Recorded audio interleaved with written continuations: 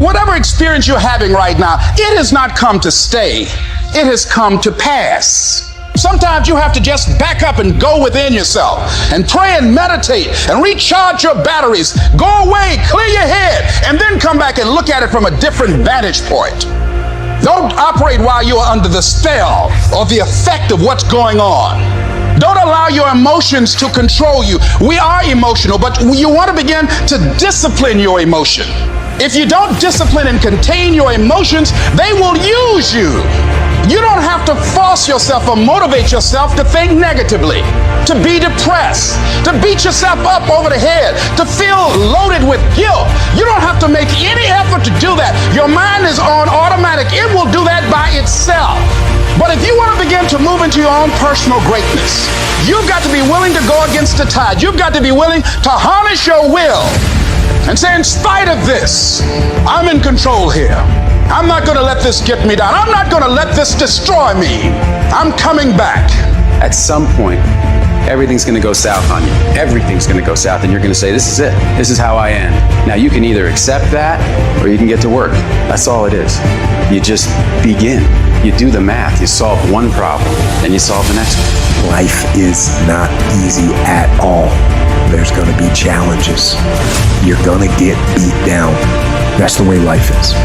And it doesn't matter how you get knocked down in life, because that's going to happen. All that matters is that you got to get up. You have to get up. So you sort of put a mask on your face and you go home and lay in your bed when no one's looking at you and you don't have to impress anybody. You're yourself. And fear comes in. Maybe you don't know for sure what's going to be happening in the future and it scares you. Just that fear paralyzes you. And I just want to ask you today, do you think you have hope? You ask me, bro, what do you want? Man, I want to be diamond. Tell me something I don't know. Everybody wants it. But the raw reality of it is, everybody don't get it. And the crazy thing is, if you want it, you can get it.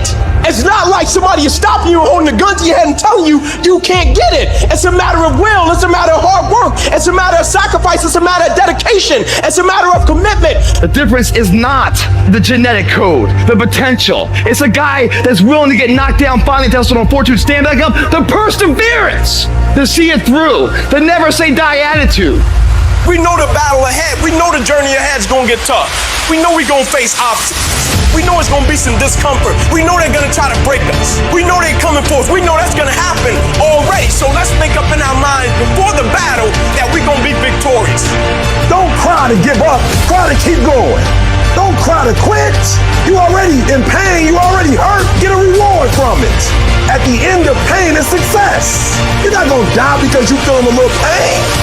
You tell yourself, I won't give up. When that depression hits you, come out of nowhere, you tell yourself, I won't give up. There's no guarantee that because somebody is now down on their luck, they can never come back. Who can guarantee that you can't make it? That you can't have your dream? Who can guarantee that you can't do what you want to do? No one can do that.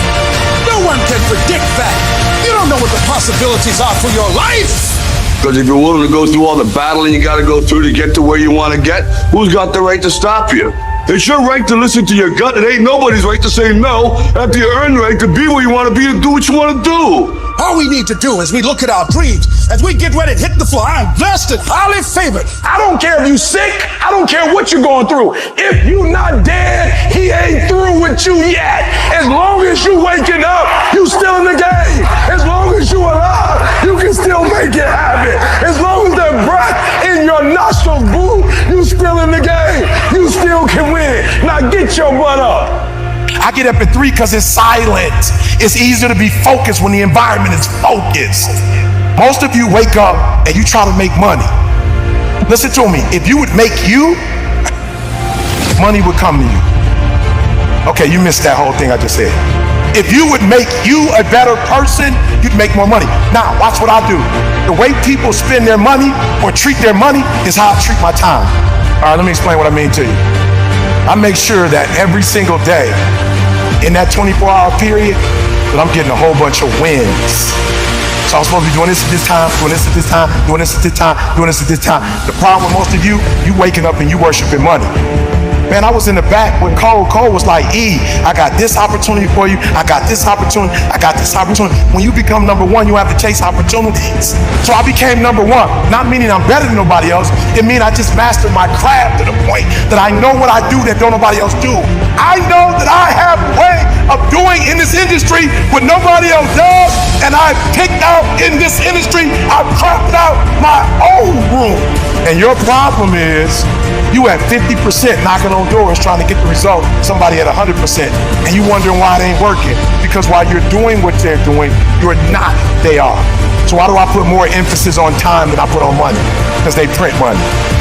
They don't print time.